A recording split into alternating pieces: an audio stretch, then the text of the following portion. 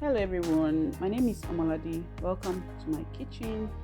Today I'll be showing you how to make crowd pleasing chicken stew. Okay, I made this video last year. I forgot to post it.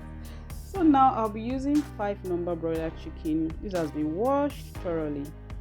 Then I'll be using some frozen blended tomatoes with some scotch bonnet and red bell pepper.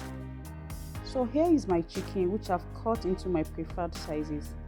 I heard Yorubas like to cut their meat big, but I'm not sure if this is big. This is just, I think these are normal. And let me know if you like to cut your chicken or beef very big or very small, but I think these are just normal sized. Okay, so the next thing I'll be doing is to marinate my chicken with some seasoning cubes, which I've crushed, some salt.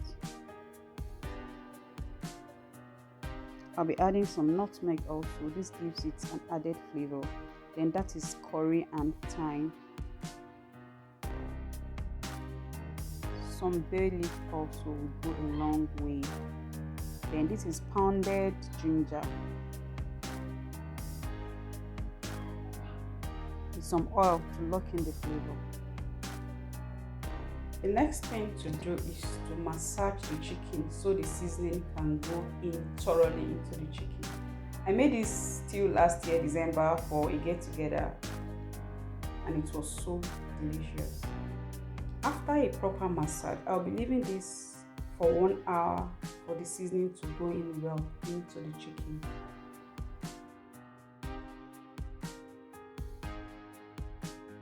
The next thing I did was to set my pot on the cooker and I added the chicken.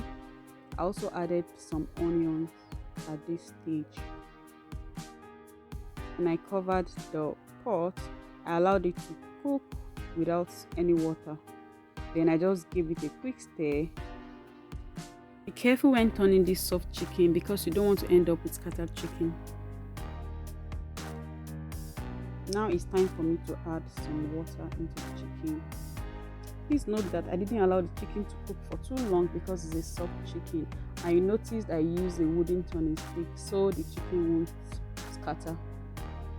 It's time to fry my chicken. As you can see, tiny blood on the chicken. Don't worry, frying is still part of cooking, okay? So everything is going to fry properly and cook through. If you are using this kind of frying pan, you have to be careful because it's not non-stick and you're going to have tough time turning the chicken, but don't you worry, you'll be fine when you take so much caution. As I was frying this chicken, I remembered my mom was the one who sent me this slotted spoon along with some agbari ojuku and pokueri. That's what we call those big pots in Yoruba, and may God bless her abundantly. She sent it all the way from Ilorin to Abuja. Mothers are so golden and amazing. Now my chicken is set and ready for the next phase of this stew. What's that one thing your mom has sent to you that you feel is very, very thoughtful? You can let me know in the comment section.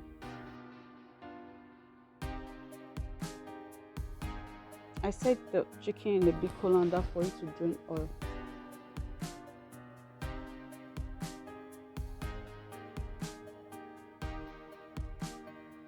So the next thing to do is to sieve the oil into the pot I'll be using to cook the stew, and we are almost done. Not really, but we are approaching the end. So the next thing is to make my oil very fragrant by adding onions, and then of course I added more oil because that one will not be enough. Then I added some curry and thyme into the oil to make it more fragrant.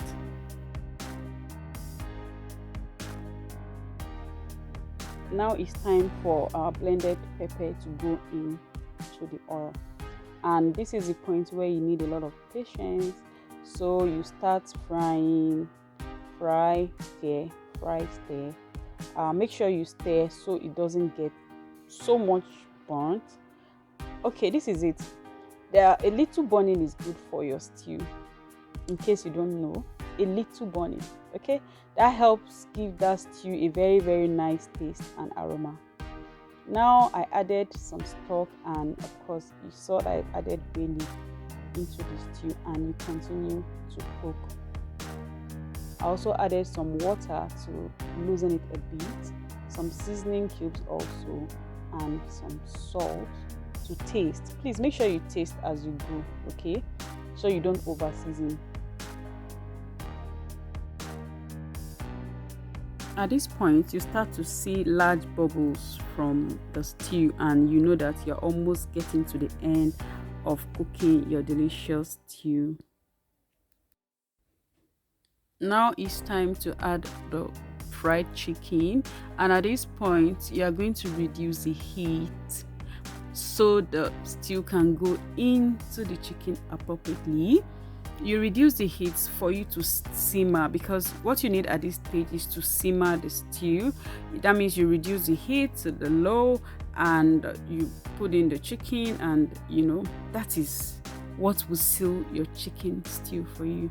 Okay, so don't ever skip this step, because it's very crucial to a very, very good tasting stew. And if you recreate this, let me know. I also have so many crowd pleasing recipes on my YouTube channel for you. I have jollof rice for 100 and plus population on my YouTube channel. I have so many other crowd pleasing recipes on my YouTube channel. Kindly click the link in bio. At this point, this stew is ready. Thank you for watching, and God bless you. Bye.